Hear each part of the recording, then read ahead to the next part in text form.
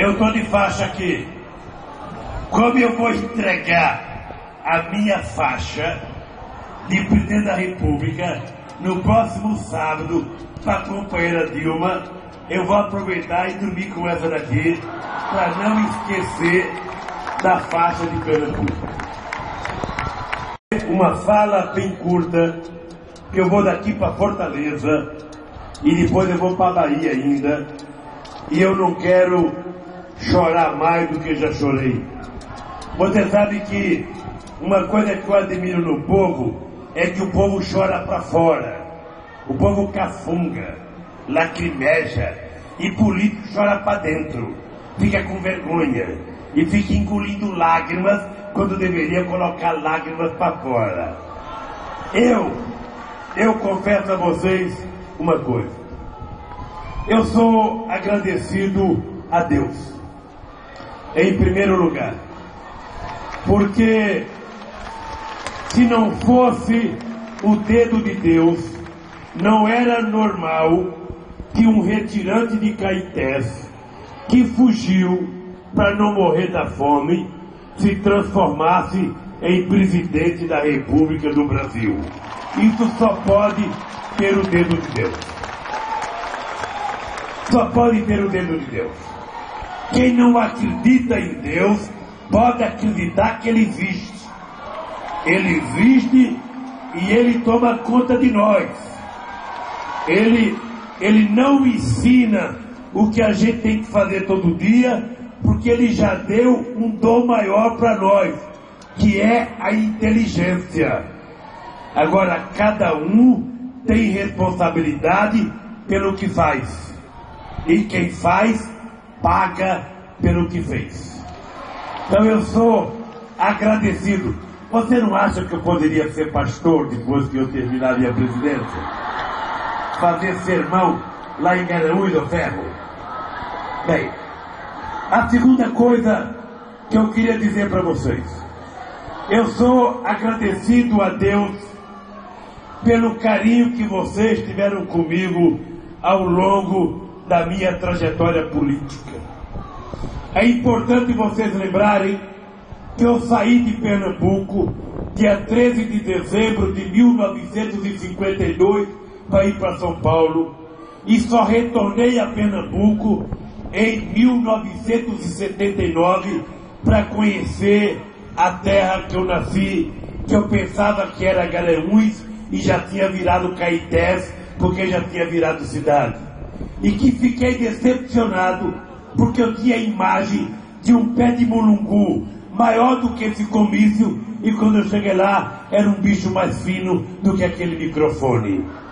E porque eu tinha um açude na frente da minha casa, que eu pensei que era um oceano Atlântico, e quando eu cheguei lá, não passava de uma cacimba.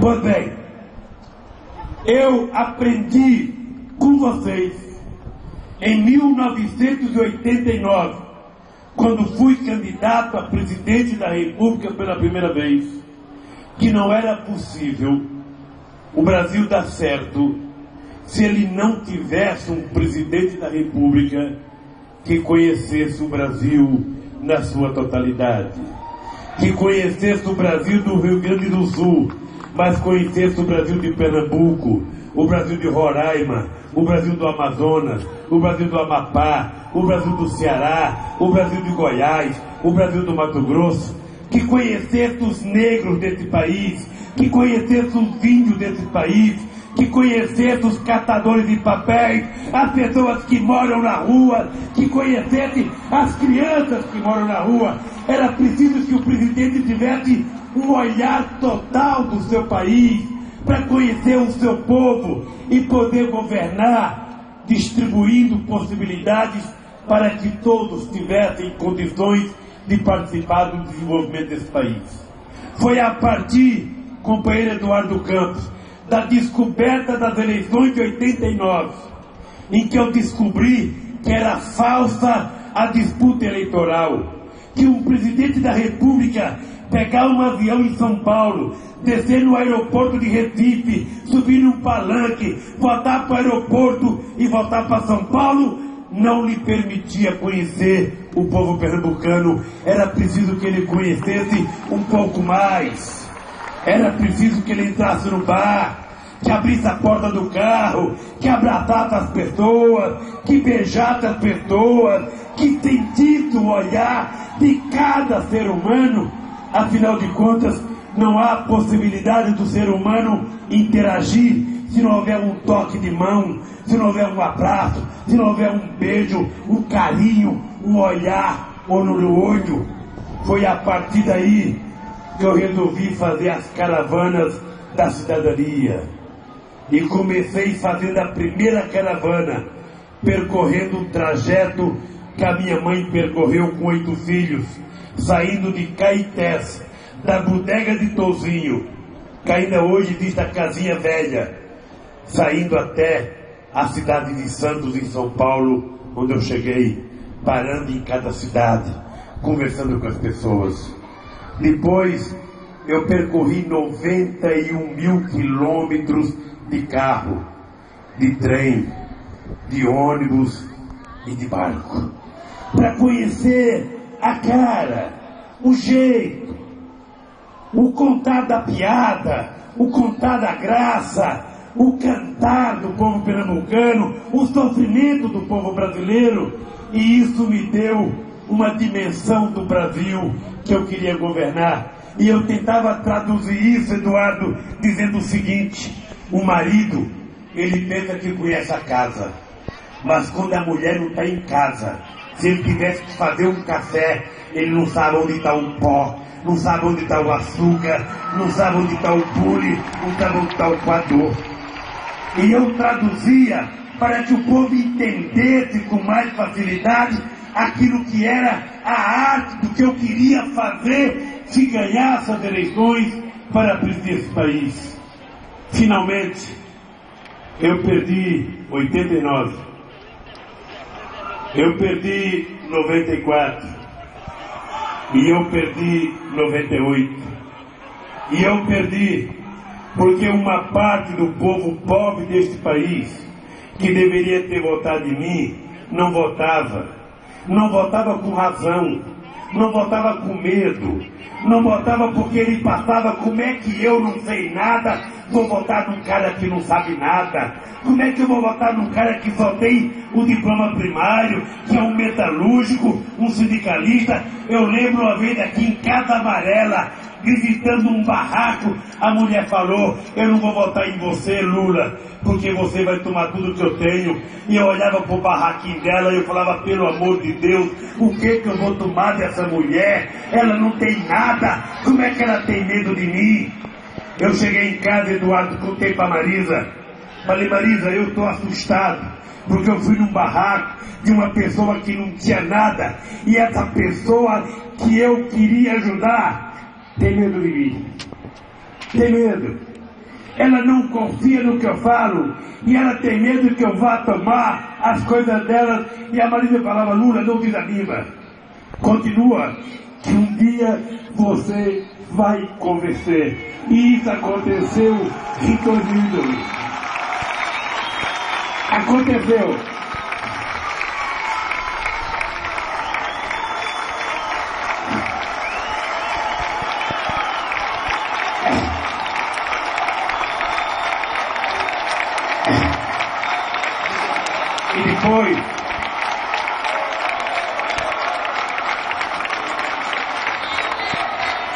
E depois eu tinha uma outra dúvida.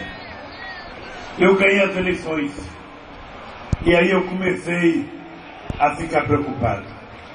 Qual era a preocupação? Será que eu tenho condições de governar esse país? Será que eu vou conseguir dar conta do recado? Eu tinha vezes que eu deitava com a Marisa lá no Palácio da Alvorada, eu falava: Marisa, será que é verdade que a gente está aqui? Nós estamos dormindo nesse quarto que dormiu tantos presidentes, nessa cama, Marisa, será que é verdade? E aí aconteceu quase que uma coisa sagrada para mim. Eu descobri que eu tinha que provar a mim mesmo que eu tinha competência, e eu tinha que provar a mim mesmo que eu não podia falhar. porque se eu falhasse, não era o Lula que tinha falhado, porque se eu falhasse sozinho, não tinha importância nenhuma, acabou o Lula, vem outro. É que se eu falhasse, quem falhava seria a classe trabalhadora, seriam os pobres desse país que iriam provar que não tinham competência para governar. E aí, tomei como decisão não falhar. E trabalhei. Eu duvido que tenha um presidente da República deste país que tenha trabalhado o tanto que eu trabalhei, que tenha viajado o tanto que eu viajei, que tenha cumprimentado as pessoas o tanto que eu cumprimentei. E não faço isso à toa, faço isso porque eu quero sentir o pulsar do coração, da alma e da mente de cada mulher e de cada criança desse país. E foi com essa convicção que eu consegui governar o primeiro mandato, depois de tantas coisas ruins que aconteceram, e chegamos ao segundo mandato.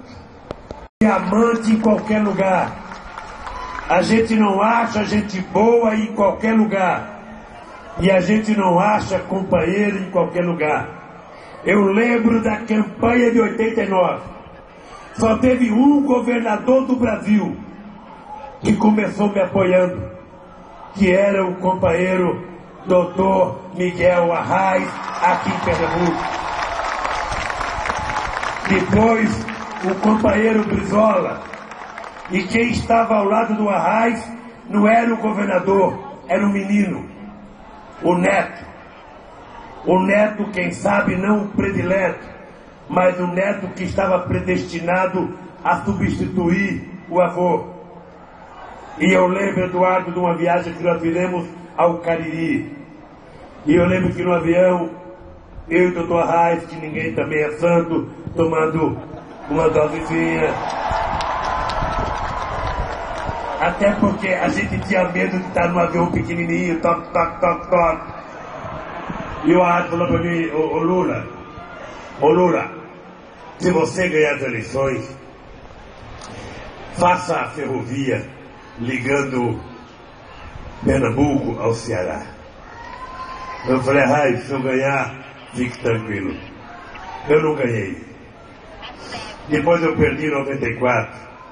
Depois eu perdi em 98. E a Arraes só pode ver 2 anos do meu primeiro mandato. Morreu. É uma pena que o doutor Arraes não esteja conosco. Ele está lá de cima olhando. E ele está vendo o que está acontecendo no estado de Pernambuco, o que está acontecendo no Nordeste. E não é apenas obra do Eduardo ou minha. É quase que como se fosse uma bênção de Deus. Nós estamos fazendo algumas obras, Eduardo. Algumas obras. A transposição das águas do Rio São Francisco. Eu fui o único presidente que nunca prometi fazê-la. Todo mundo prometia, eu não prometi. Eu sei que Dom Pedro II queria fazer em 1847, Dom Pedro I, uma coisa assim. Não deixaram fazer. Pois bem, em 2012, a nossa companheira Dilma vai inaugurar a transposição das águas do Rio São Francisco, que vai ser concluída por um ministro pernambucano agora, o nosso companheiro Fernando Coelho, que vai concluir levando água para o Ceará, para Pernambuco, para Paraíba e para o Rio Grande do Norte, atendendo ao maior semiárido habitado do mundo e atendendo a